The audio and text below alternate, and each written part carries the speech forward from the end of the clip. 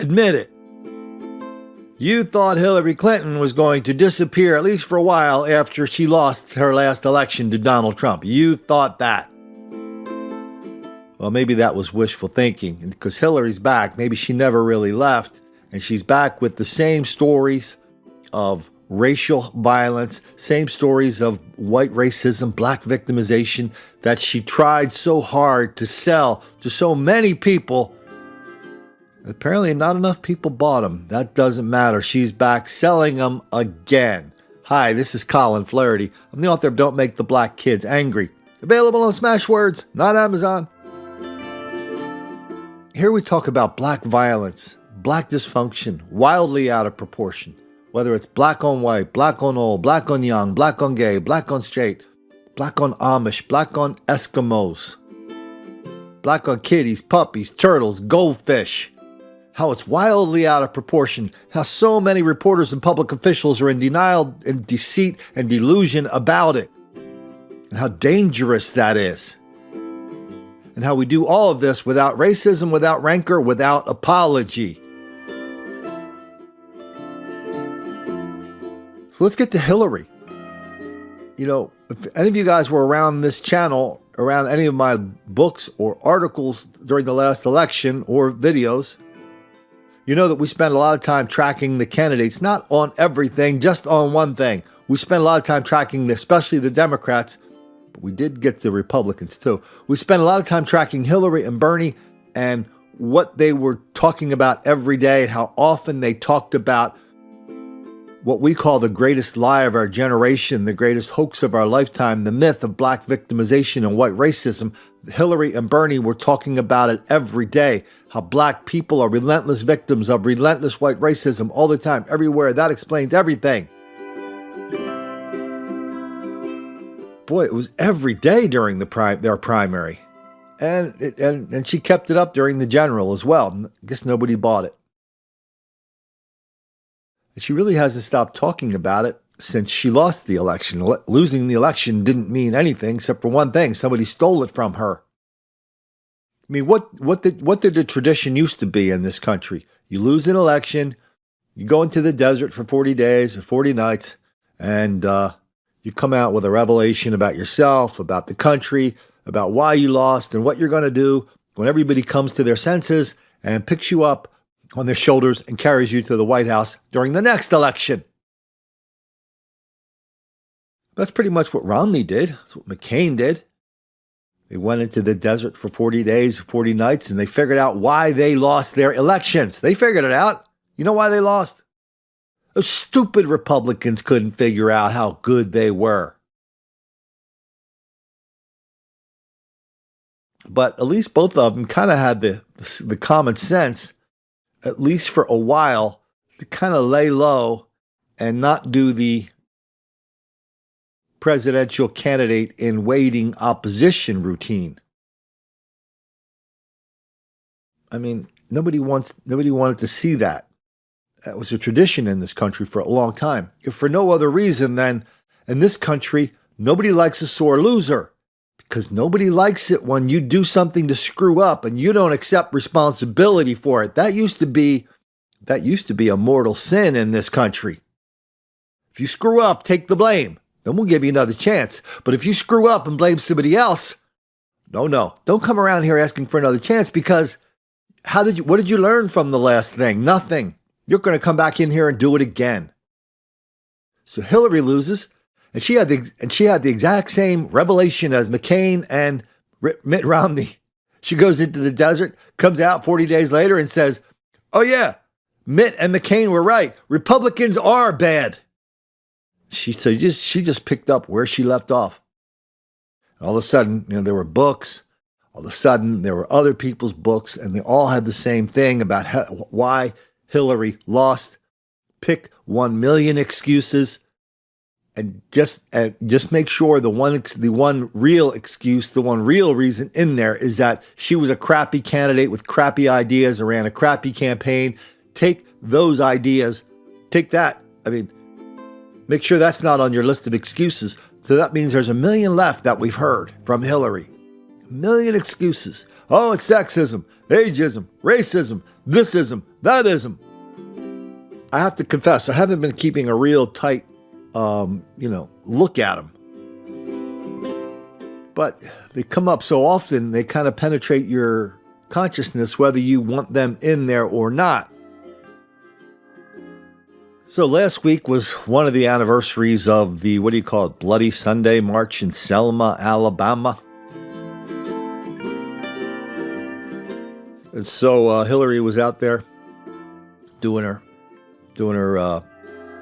speech to the fellas and their lovely ladies, reminding them how they're pretty much not ever going to be anything without her help. But she introduced something I really hadn't seen before. But then I looked it up. I realized the story's been out there. Maybe we just weren't listening enough to it.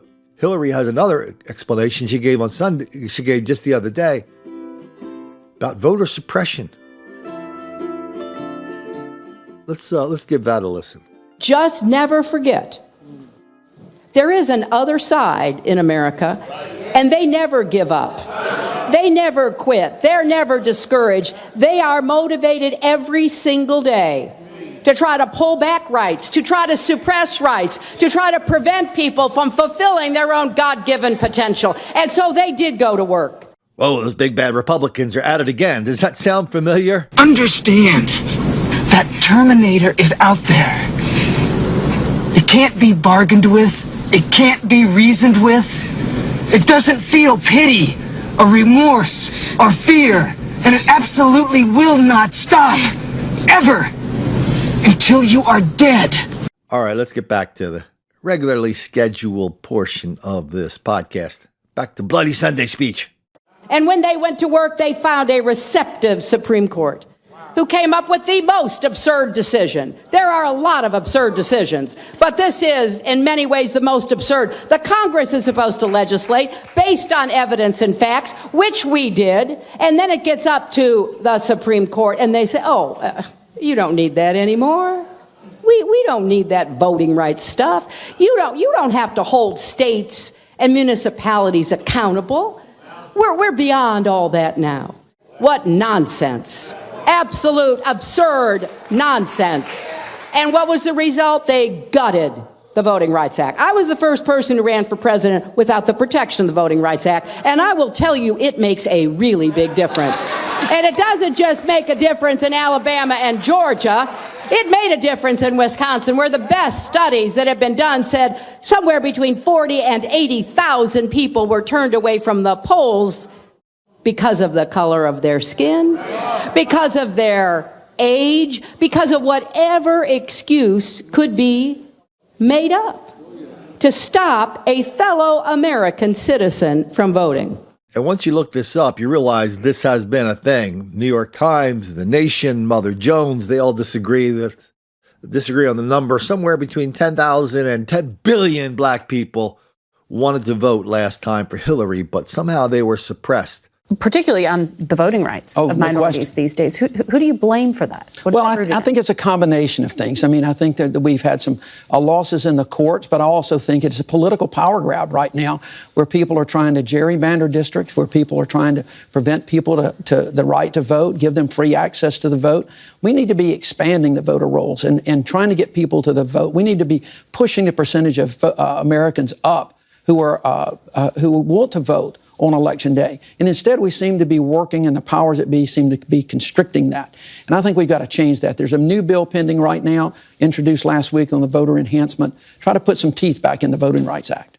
Who do you blame for this? Well, I think if you look at carefully, you have to look at the state legislatures, governors, and members of Congress that are Republicans. For whatever reason, they do not want African Americans and other minorities to vote. I always want the details on this. I mean, it's like when Jussie Smollett, the day after he told everybody about this, two white guys in MAGA hats throwing bleach on him, putting a noose on him, trying to beat the hell out of him, calling him all sorts of names. He came out and said, listen, I don't care about me. The only thing I care about is that this is happening all over the country. I care about other people, other black people who are victims of this. And not one reporter said, hey, Jesse, I'm having trouble remembering exactly who else that's happening to. Could you give us an example of people in MAGA hats roaming the country, beating the crap out of black people? And we have lots and lots of other examples of black people beating the crap out of white people wearing MAGA hats, including just a couple days ago, an 81-year-old dude, a lot of that. But so we never get the example. We never get the reporter to say, yeah, could you give us an example of that? So there's Hillary saying, yeah, 40,000, 80,000, 8 million people, 8 million black people in Wisconsin deprived of their right to vote because somehow the Voting Rights Act was, revoked or whatever. But how did it work? I mean, if you're a black person, did you just walk up to the voting booth in Milwaukee? That's where the most black people live in Wisconsin, heavily black town. So you're a black person, you walk up to a voting booth and you go, hey, what's up, my brothers? You got a ballot for me? They look at you and go, oh, no, sorry, my man. We're not letting black people vote in this election. Sorry, come back next time. No, 2 years. We're going to let black people vote in 2 years from now. And they did that how many times on election day? 40,000, 50, 60, 70, 80,000 times? And somehow that escaped the notice of all the news people in Milwaukee, all of whom love Hillary Clinton and the Democrats and the liberals. Somehow that escaped their attention. And it escaped their attention for like a year until the New York Times and all these other guys could do some kind of study where they came out and said, oh, yeah, 40,000 people. Yeah, that did it. Yeah. I mean, that was the margin of victory in Wisconsin. So that's what you want us to believe. You're not going to put like a person's face to it and go, yeah, they wouldn't let me vote because I was black. That's all. That's all you got.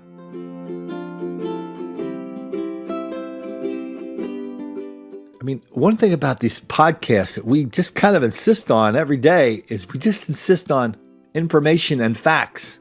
You notice I didn't say statistics. Statistics are not reality. Statistics are a representation of reality. And we know, especially over the last, and I've been writing about this for 10 years, the last 5 or 10 years especially, they've been cooking the books on all the statistics, all the numbers, especially having to do with black crime and violence. Tons of stuff on that in my book, tons of stuff in that in the New York Times. Out in Chicago, they had so much stuff on how they're cooking the books in Chicago, they had to write a 2-part series in Chicago Magazine about it. And now when you open up a crime meeting, the captain will stand up in the front of the meeting, in front of the room and tell everybody, look, let's not even talk about statistics because we know none of them are worthwhile anymore.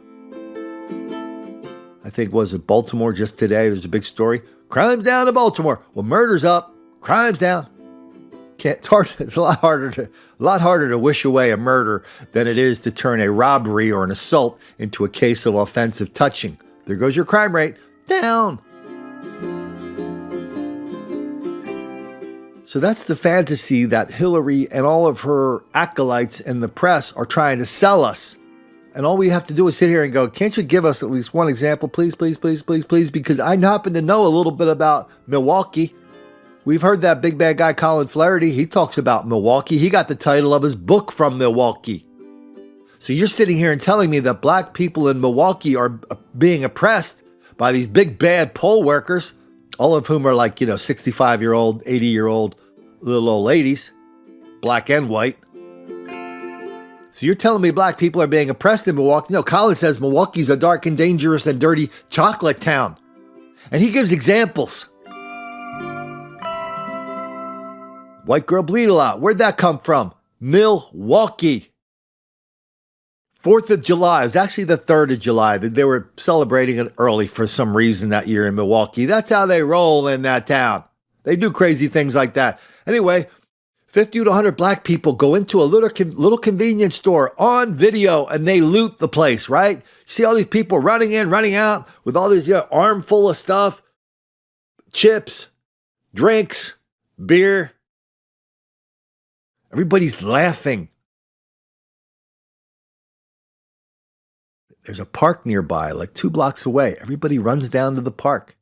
where they find like 5 or 10 white kids with a little blanket getting ready to watch the fireworks that kind of maybe are a little bit ways away, but hey, put a blanket out there, have a little privacy, watch the fireworks.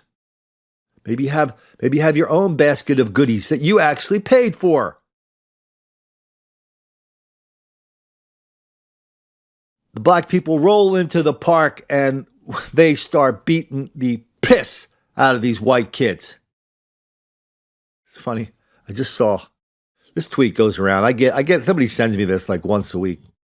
It's a tweet from, I think it's a blue checked woman on Twitter. And she explains to everybody that black people don't beat the piss out of white people, especially large groups of black people, without a good reason. So if you see an example like the one I'm talking about, all that means is that a white person stood up and dropped an N-bomb or said something really bad to the black person, and that's why the violence ensues. A, that's not true. B, even if it were true, it's not a reason for violence. But it's not true. It wasn't true in this case. They were beating the crap out of these white kids, 50 on 10, 50 on 5. At some point, a black woman is standing on top of a white girl. She starts motioning to all of her friends, pointing at the white girl on the ground, and laughing. She says, "White girl bleed a lot." That's Milwaukee. So since we're going to stay on Milwaukee and how black people are oppressed in Milwaukee, let's stay on that story just for a minute because there's a lot more to it. So these kids, to their credit, they next day, they call the cops. Cops showed up. Next day, they go to the police station. And they go, "Hey, we're just down here we want to get a copy of the police report. And we want to see if you need our, testimony about what those black people did to us. They hurt us really bad and they stole from us and they assaulted us. So here we are. We're ready to help." The sergeant at the precinct looks at him and goes, "Hold on, let me check." He looks, comes back. "I don't know what you're talking about. We don't have a record of any assault in the park last night. Are you sure? Are you sure this happened?" The kids go, "Oh, hell yeah, it happened." "Okay, well, let me check. Don't call us. We'll call you." Kids waited. Nobody called. Nothing happened. So they went to their local talk radio and TV stations. To their credit, they're the ones that broke the story, saying something happened to these kids and the cops don't give the least bit of damn about it. Then all of a sudden, the police chief of Milwaukee, somebody who once in a while says something in anger and passion against criminals, and everybody around here goes, "Oh man, that guy's great." No, he's not great. He's a loser.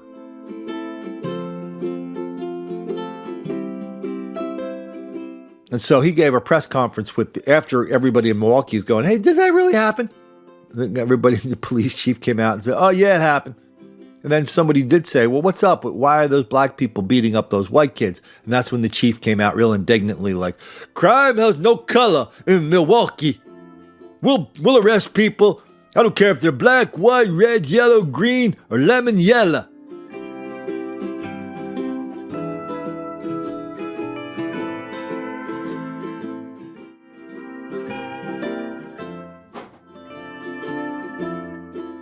Then the mayor chimed in.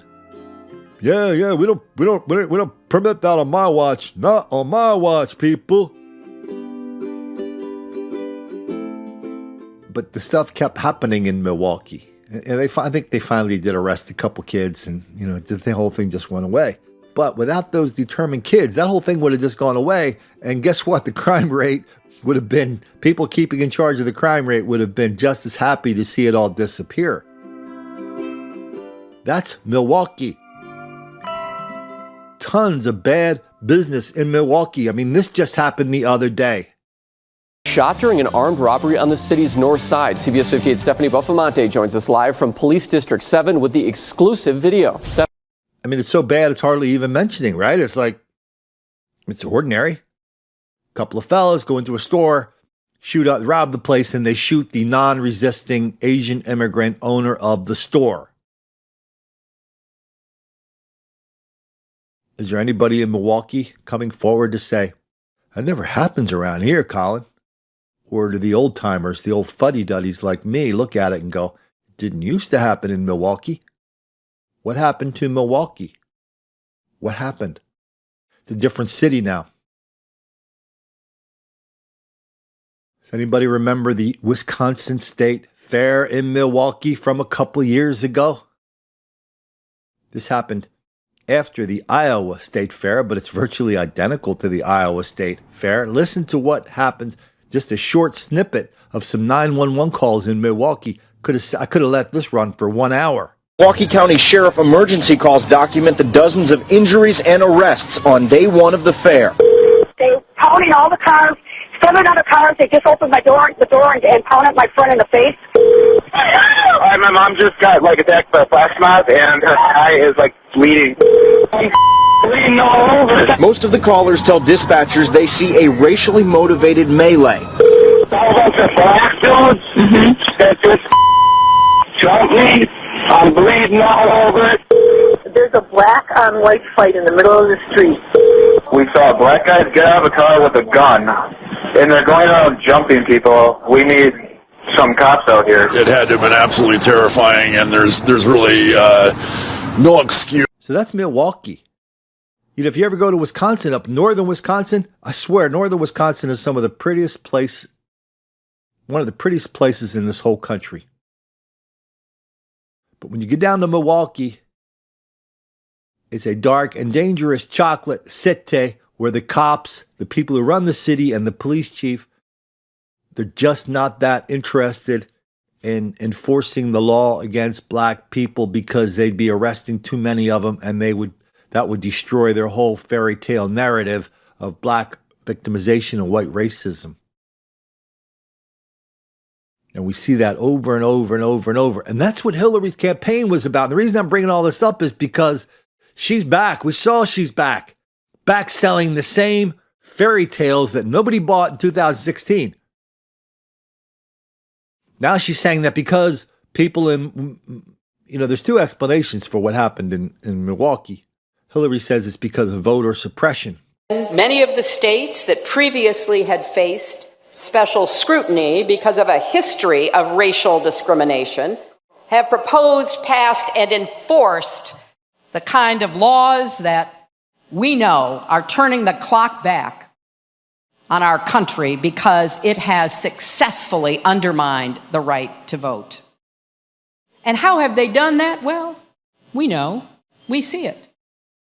We see all of the phony obstacles to registering. We see all of the suppressive efforts at the point of registration and even the point of voting. We see the malfunctioning equipment. We see the longer lines. We see how all of this is designed to discourage, to depress, to prevent people from voting, particularly communities of color. We know, don't we, that candidates both black and white lost their races because they have been deprived of the votes they otherwise would have gotten. And the clearest example is from next door in Georgia. Stacey Abrams should be governor, leading that state right now. Other people are saying, like me, what I've been saying all along is the reason that people in Milwaukee, Philadelphia, Cincinnati, and Cleveland, those four places in particular, those are four big cities and four swing states that Trump won. The fellas did not vote in those races. They didn't vote for Trump, but they just didn't get off the couch to vote for Hillary because they just weren't that into her or to Tim Kaine. So there's three options, right? Vote for, against, stay home. Trump was quite happy with everybody staying home. The fellas, that is. That is what happened because what we learned from that election is that the fellas and their lovely ladies, they're just not into brand X. They want the real thing. They want to vote for a black person. They're not into white people. It's hard to disagree with this. If any black person goes up to a Democrat and says, listen, we've been carrying the weight of the Democratic Party for 50 years in these national elections and local. And what do we get? We got one candidate in 50 years. How many senators are there? There's some congressmen. And how many governors are there? How many mayors are there? It's like the black people have been inside of the rules of identity politics. They're playing by the rules, and they're doing the work. They're doing the voting. When it comes time to get stuff, all the white politicians in charge have to say, the white Democrat says, okay, we'll give you more free midnight basketball, and we'll give you some more free phones and free welfare. How does that sound? Okay, that's what they want. Great. But that's how they're playing this game of identity politics, of anti-white politics. So Hillary's decided that she's going to stick with the game plan. It's like, it's like one of these football players. If you got a guy like a Jim Brown who can run his average carry is like 5 yards a carry. I mean, you're just going to give him the ball all the time. Everybody's going to know what it is, but if you can't stop him, why do something else? So Hillary's point of view from the last election is, oh yeah, that worked really well. You're going to, and so what worked for her really well is all this stuff talking about how black people are victims of white racism all the time. That was what her and Bernie were talking about. Easy to forget how prevalent that was. We can't forget that because she's running the same playbook right now. And just to remind us what this playbook looks like, why don't we go through a little bit of the audio from some of the clips of the last election, some questions, some commercials, some other stuff, some stuff I threw in there, just as a reminder how bad it was, how so many people were in denial, deceit, and delusion about it, and how it's coming at us again at 100 miles an hour. African American parents shouldn't have to worry that their children will be harassed, humiliated, even shot because of the color of their skin. Something is just fundamentally broken when African Americans are more likely to be arrested by police and sentenced to longer prison terms for doing the same thing that whites do. When too many encounters with law enforcement, and tragically, we need investments in education, healthcare, and jobs to counter generations of neglect. We have to face up to the hard truth of injustice and systemic racism.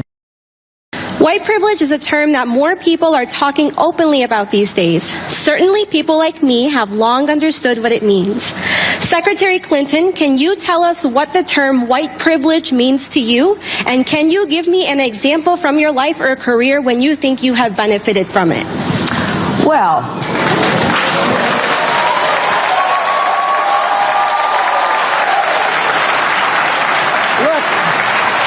I mean, where do I start? I think it is hard when you're swimming in the ocean to know exactly what's happening around you so much as it is when you're standing on the shore, perhaps watching. For me, look, I was born white, middle class, in the middle of America. I went to good public schools. I had a very strong, supportive family. I had a lot of great experiences growing up. I went to a wonderful college. I went to law school. I never really knew what was or wasn't part of the privilege. I just knew that I was a lucky person, and that being lucky was in part related to who I am, where I'm from, and the opportunities I had.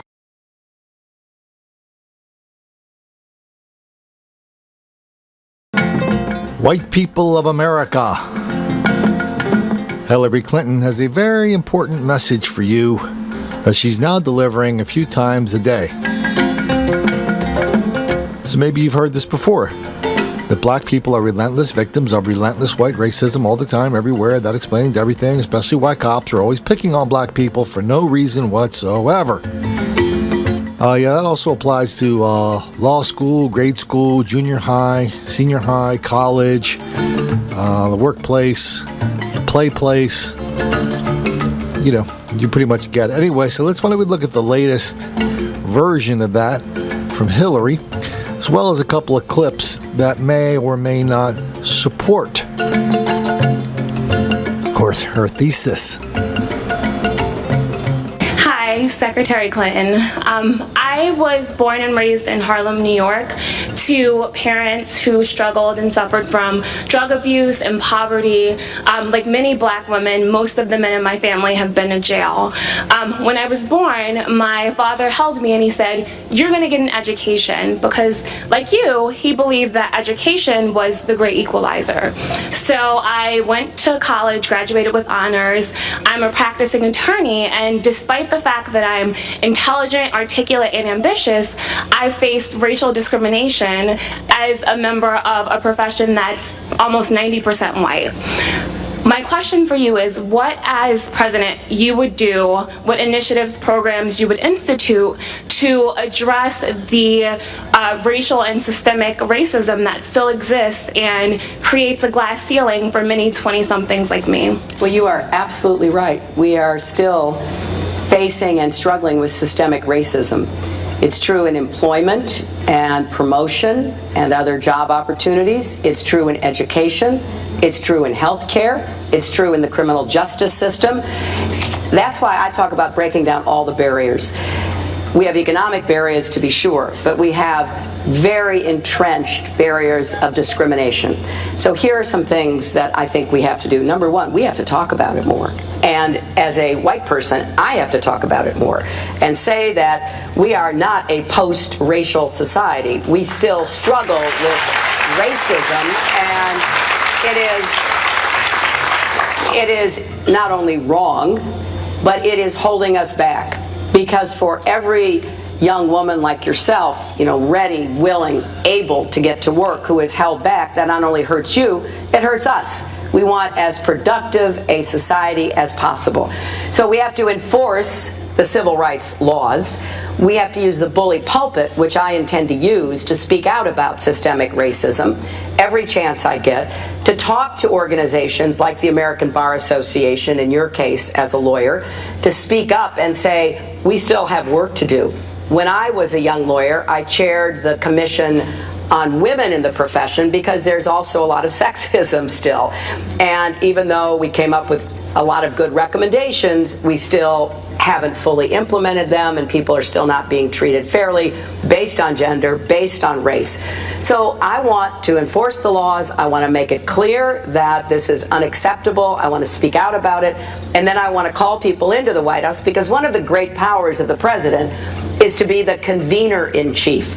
Bring people in and say, you've got to do more, and here are ideas that we have that have worked, and you have to try to implement those. And that's exactly what I intend to do, because I don't want to see any young person held back because of any of these barriers, and so I'm going to try to tackle all of them head on. Because Hillary is so down with white racism and black victimization, and because inside the rules of our political system, we are not allowed to challenge Hillary on any of these ridiculous assertions, she's largely escaped the ridicule and the comic stylings of the stuff you see on whether it's Saturday Night Live or all the major comedy television venues in the country. That doesn't mean her attitude or her ideas have escaped that kind of comedy attention. I want you to listen to this little thing I put together last year. It's from Hillary and Richard Pryor, and then at the end we're going to come in with Cat Williams to talk about foolish white people who think they're allies of black people, but they're nothing but objects of ridicule and scorn for them. Let's listen to that.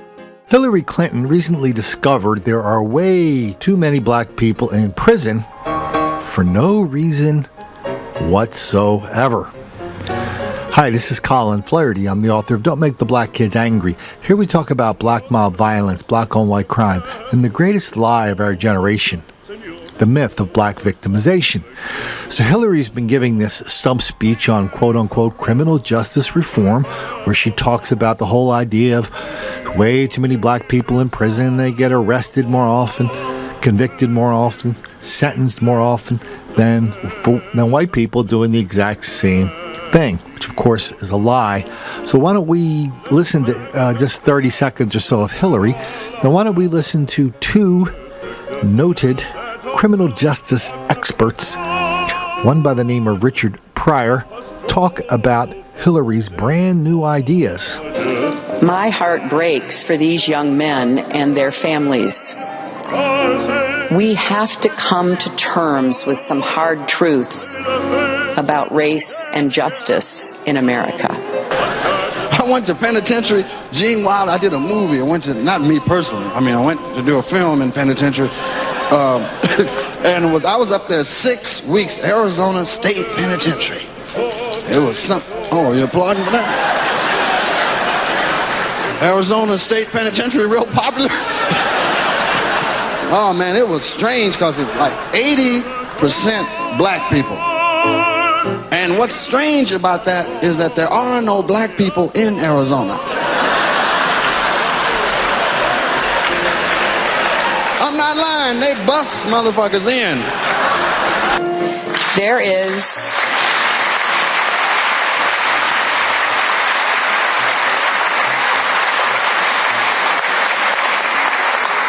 something profoundly wrong when African American men are still far more likely to be stopped and searched by police, charged with crimes, and sentenced to longer prison terms than are meted out to their white counterparts.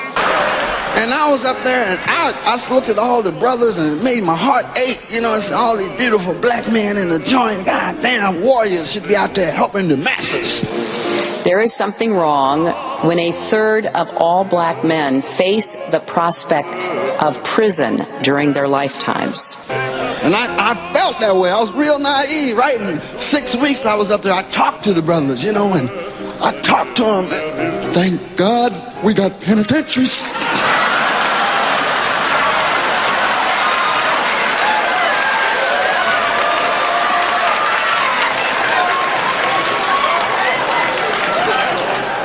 I said, why did you kill everybody in the house?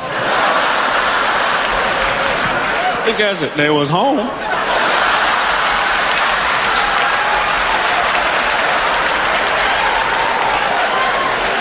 I mean, murderers. Did you hear me? Real live murderers. I thought black people killed people by accident. No, these motherfuckers was murderers. I met one brother, his name was J-Bo. Motherfucker lift weights, he was in charge of it. J-Bo, muscles every motherfucker. Where's my man? Muscle in. He was doing a sentence, triple life. How in the fuck do you do triple life?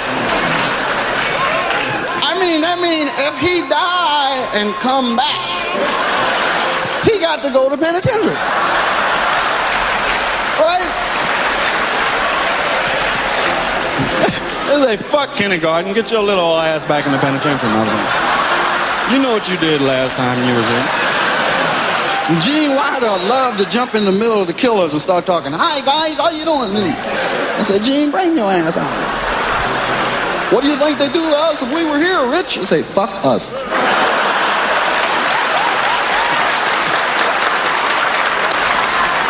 And Gene said, I'm not homosexual. Homosexual ain't got nothing to do with it. They don't fuck you because you like it. They just fuck you just to see that look on your face.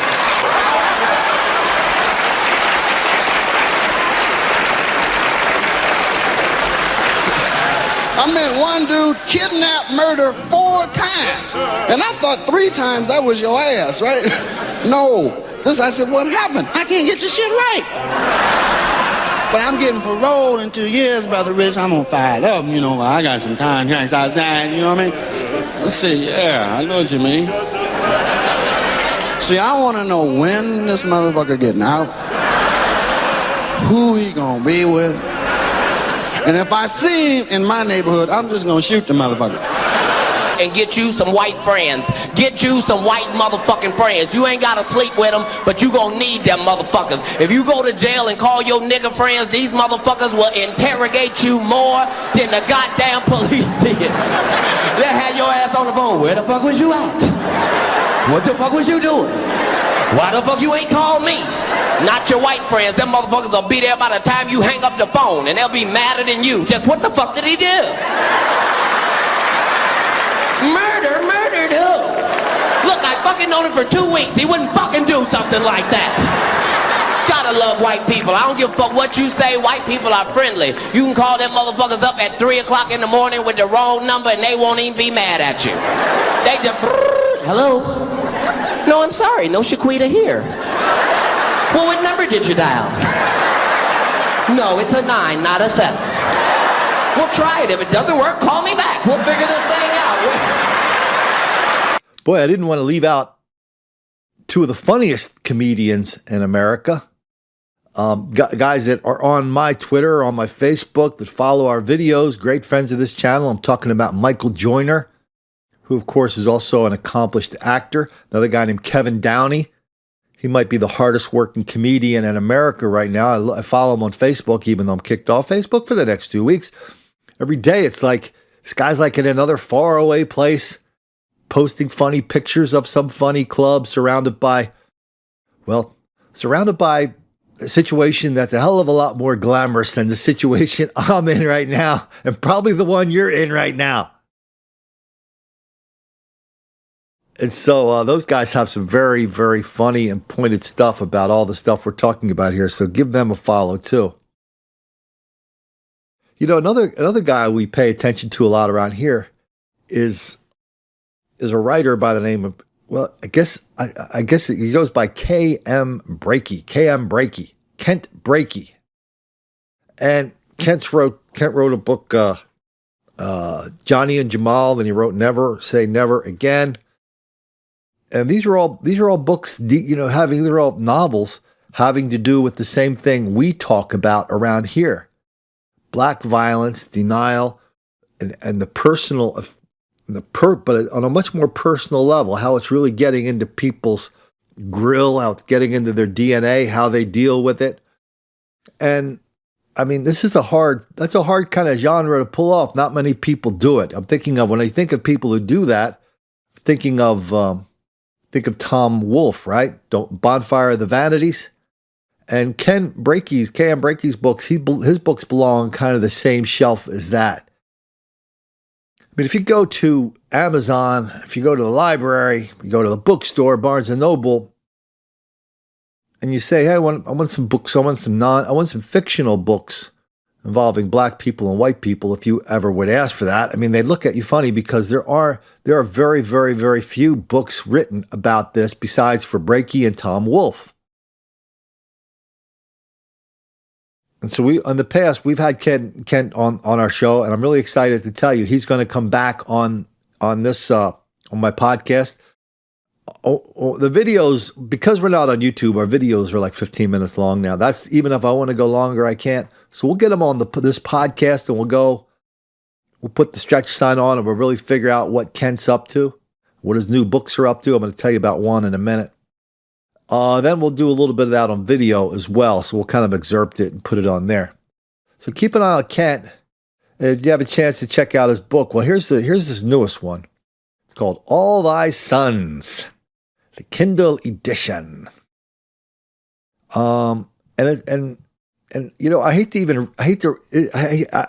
had a chance to read most of it, and I hate to even read this like summation of it because it doesn't really deliver no summations do, right? About what the book is like and how it transports you and educates you and makes you see what's really going on in the world, and how good it is to see somebody with Kent's sensibilities finally look at this problem. And the book's really about how these guys up in Canada, one guy named Tony Fierro, and I think the other guy's name is Ivan, and they both think they're living the good life up in Canada, but this is set like 10 years in the future. It's dystopian. I like science fiction myself. Good science fiction. And that's what this is. And they think they're living in this bubble where nothing can hurt them, nothing can penetrate their bubble. All of a sudden, they get penetrated by the worst thing that can enter into your bubble. That is reality. And that's where the book takes off. And that's where Kent and his two characters, they really take you on a trip to decide, okay, What are you going to do now that reality has destroyed your world with a lot of racial violence, a lot of argy-bargy in the future? So I'm looking forward to finishing the book. And I want you guys to get out there. If you get a chance, if you like reading good fiction, pick it up so you can tell us what you think about it. So Kent, congratulations on your new book. Looking forward to getting you on the air real soon to talk about it. Let's take care of a little internal business on my end here. I mean, I kind of say this every show, but I sometimes I forget to do it. I just promised myself that I was going to remind everybody what they can do if they want to help. I mean, the answer to every single person, no matter what your circumstance. So, Colin, what can I do? The answer is everybody does what they can. Boy, I just got a letter. I won't tell you from where. Got a letter from a cop, on-duty cop. And I had to write him back right away. I think his phone number was in there. I think I texted him. That might have been just as stupid as what I'm about to tell you. I said, "Hey man, you just sent me an email from your official city email, and I don't have to remind you what happens when one subpoena comes along, and the amount of damage they can do and how vulnerable you are. So that was a mistake on his or her part." But that's the world we live in. Some people can do a lot. Some people can't. Some people can do a lot publicly. Some people can't. These cops are fantastic people that are on the front lines and see the truth. Cops have to live in reality or they'll get hurt. And so even though when the TV cameras come on or the trial comes on, they can pretend everything they're dealing with is something other than reality. When they're on the job chasing a crook through the black neighborhood they're running through, the reality is they are a target of black violence and hostility. That's their reality. That's something they can't talk about. But sometimes they tell me, and that really rebounds to your benefit because you guys hear about it. So let's just go through what you can do if you can.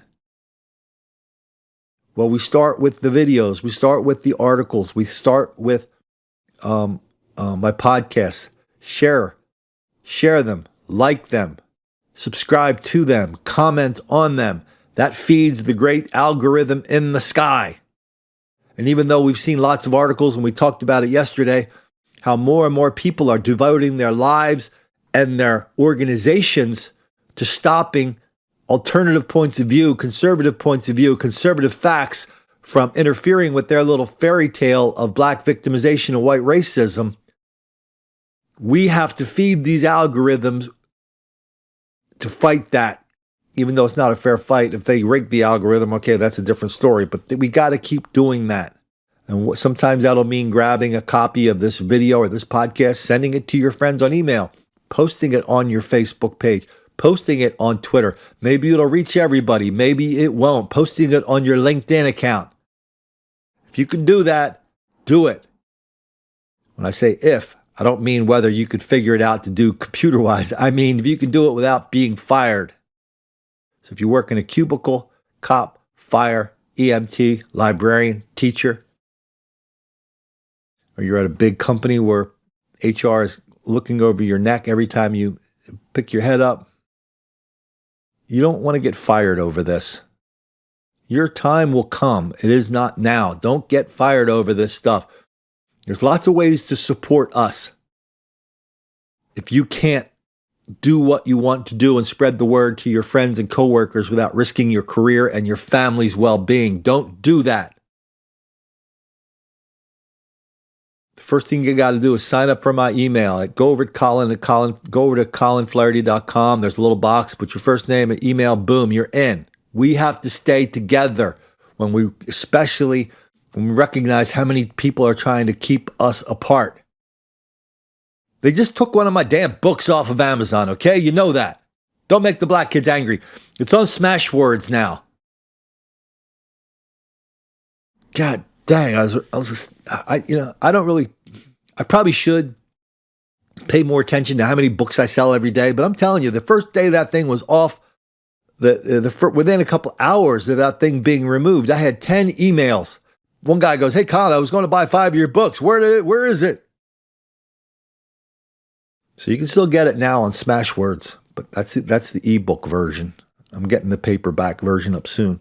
And so I mention that now just to remind you of the determination of people to suppress this information. We're not imagining it. The stories I do are not my imagination. They're stories. They're real stories. I don't ask anybody to believe anything. All I ask you to do is listen and watch. So when I talk about Hillary being in denial, deceit, and delusion about her campaign, I say, listen to this. Now listen to the real story. This is what Milwaukee's really like. Don't make the white girl bleed a lot story. The Wisconsin State Fair story in Milwaukee. Welcome to the real world, not Hillary's dangerous little fantasy of white racism and black victimization. Part of this real world is you and I have to stay in touch. Get on that email list. The next part of that world is if you're out there running around, if you see something going on, maybe see something in your local paper, something happened, let me know. I mean, there was a story that happened in Wilmington the other day. Hasn't even been in the papers yet. A bunch of black people were standing outside of a synagogue throwing rocks at the synagogue. The rabbi comes out and does one of these Rodney King. Hey, can't we all just get along? They threw rocks and yelled anti-Jewish slurs at him. I'm not sure exactly how this happened next, but the cops did not get involved. Members of the city council got involved. Everybody's doing one of these. Wow, we got to do some restorative justice here because whatever happens, we cannot arrest these young people for throwing rocks at a synagogue and at the rabbi because arresting people for throwing rocks causes people to throw rocks. Get it?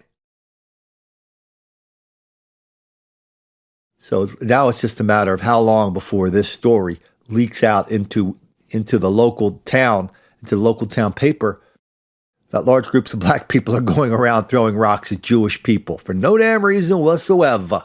And it's not the first time recently something like this has happened in this town. Again, not in the paper. So if that kind of stuff happens in your town, or if you've had something happen to you, just tell me what happened. I don't want the 30,000 foot view. I want the ground eye view. I want what happened. I don't want any of your explanations or solutions or musings. I just want to know how many people were there, what they say to you, what they do to you, what happened afterwards. What'd your mom say, dad say, teacher say? What'd your friends say? You ever see him again? How'd you get out of it? What did they say? Okay? That's what we need. Those are the stories we need here. Those are the stories I'm collecting now. So if you want to help, send me those stories, whether it's, I want first person accounts of black on white violence. And by white, I mean black on white, black on young, black on old, black on gay, black on straight, black on Asian, black on Eskimo, black on Amish, black on kitties, puppies, turtles, goldfish. You know what I'm talking about.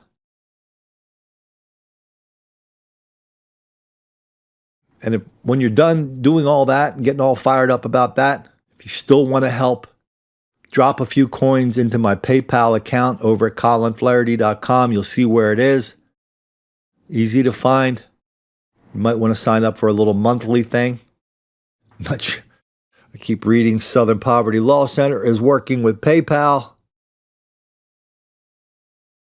So that's another reason why you and I have to stay together on the email. When the Southern Poverty Law Center signs up with PayPal to kind of root out the bad actors, well, I'm on their bad actor list, so I don't know how long that's going to happen. Keep going. So anyway, so get over there, sign up for PayPal. In the meantime, I'm going to try to figure out another way to go around PayPal in the event something bad happens. I hate doing this. I hate giving people any ideas, but that's the world we're living in now. But the people who do contribute, I mean, I'm very grateful for your encouragement and your support. I mean, let's face it. When Amazon yanked my book down, I mean, that's not the end of the world, but I'm not going to sit here and say I didn't notice that they took it away financially. Okay? So thanks you guys for helping me make that up. Okay, we're in the backstretch here. Let's see if we can get to something to close out with. When we talk about the greatest lie of our generation, the hoax of black victimization and relentless white racism, we have to recognize that this one big lie is held up, to quote Winston Churchill, by a bodyguard of little lies. And one of the little lies we see a lot, we see this a lot on television and the newspaper and the radio and just in the general mind hive, is this whole idea of people of color. That somehow white people suck so bad, we just go around hating everybody. It doesn't even matter if they're black or Asian or Hispanic. It's like we just rope them all up, put them in the same thing and hate them all. Well, that's a big fat lie. But you do hear this from the fellas and their lovely ladies when they're talking about white racism. Oftentimes, they want to talk about people of color because that's their way of wrapping everybody in this big bundle, as if there's no difference in crime and behavior between black people and Mexican and Hispanic people and Asian people, when there's an enormous amount of difference day to day. Enormous amount of difference that accumulates over a period of time, especially crime and violence. That's where it gets real. And out in places where black people and Mexican and Hispanic people live together, they're not really holding hands, making plans, singing Kumbaya. Thinking of Los Angeles, where large groups of Los Angeles has been taken over by Hispanic families, Hispanic people, Mexican immigrants, at the expense of the brothers who used to live there. Because when the black people started attacking and trying to brutalize the Mexican immigrants, they were basically gave out the message that, no, we're not taking that. No, you're leaving. That's what happened. But there's still, all over the country, there's still a lot of black on Hispanic violence and hostility and resentment. I wrote a lot about it in my book, Don't Make the Black Kids Angry. How black people recognize that Hispanic people, especially on payday, especially new immigrants, they don't have bank accounts, they have cash, they work hard, they have cash, and they don't want to go to the cops. Perfect victims. And now we go to Louisville, Kentucky, where a tiny little Hispanic girl bumps into one of the fellas in a restaurant in Olive Garden. And he was not able to tolerate that intolerable level of disrespect. So he unleashed upon her and her family a whole string of epithets, racial, ethnic epithets at them. Next thing you know, one of the Hispanic guys is dead. Hardworking guy, wasn't a partier, wasn't a gangbanger. He was just a guy who had a job, tried to make a little money for his family. He's dead. Now, his lawyer wants us to believe it's self-defense. What started out as a typical Saturday night turns tragic. A man is shot and killed while waiting for a table at the Olive Garden restaurant on Outer Loop near Jefferson Mall. Thanks for joining us for Wave 3 News at 5. I'm Shannon Kogan. I'm John Bull. Right now, two sides to this story. One from the family of 25-year-old Jose Munoz, the man shot and killed. Another from the accused shooter, Devon Briggs, whose attorney says he was defending himself. Briggs was arraigned today. His bond set at $1 million. His attorney, John Olash, asking for a bond reduction, saying his client is a homeowner, works 2 jobs, and has a near spotless record, besides a marijuana possession charge. Olash maintaining the shooting was in self-defense. This will be a challenged case, and I think the sufficiency of the evidence will favor my client after everything's resolved, but I'd ask for a $20,000 bond. Thank you, Mr. Olash. I'm going to deny your motion. I appreciate everything that you just said, but I do think the $1 million bond is appropriate at this time, and I'm not going to reduce it. Briggs is due back in court on March 7th. The family of the victim tells a different story, that Jose Munoz was shot before any actual fighting took place, and it was because he was Mexican. Wave 3 News troubleshooter Natalia Martinez has this exclusive interview with the victim's brother, and you learned what they say this was all over, Natalia. They said this all began because of a small child that they were with bumped into the suspect. The suspect then pushed that small child and then started yelling racial slurs. Today, I sat down with the victim's brother and spoke to him in Spanish. The tears kept flowing, a brother processing why his loved one was killed while waiting to be seated at a restaurant. He took his life and he destroyed my life too, Efraín Munoz told us. He says his brother, 25-year-old Jose, was out to dinner with some friends when his friend's daughter bumped into the suspect, Devon Briggs. That's when Efraín says Briggs pushed the 4-year-old. He started insulting the little girl, and then he called the Mexicans to go to another restaurant, that they don't belong here. Efraín says his brother Jose got up to break up the arguing between the girl's father and the suspect and didn't even get a chance to speak before he was shot. The only thing my brother did was try to get him away. Efraín said this could have happened to anyone, and he's hurt over the insults he says led to his brother's death. It shouldn't matter if someone is black, if he's Hispanic, if he's white, whatever the person may be. It's because of racism, he said. Efraín told us his brother had just turned 25, a family man who never did drugs, not much of a partier, just a guy who tried to do the right thing, a hardworking father who had recently bought a house in Mexico for his son, who was planning his 7th birthday. If you saw the picture of that lawyer trying to talk that judge into a $20,000 bond, the lawyer couldn't even look the judge in the eye. It was one of those really good courtroom camera shots. He was basically had his eyes on the floor the whole time. He was telling the judge that his client is going to be, presenting evidence of self-defense. The dude took a gun out in Olive Garden and he killed somebody. Yeah, that sounds like self-defense. Or is it much more likely that it fits into this enormous pattern, wildly out of proportion, of black crime and violence and dysfunction all over the country and places we've documented like Louisville? I'll choose choice number 2. Even if that does make the black kids angry.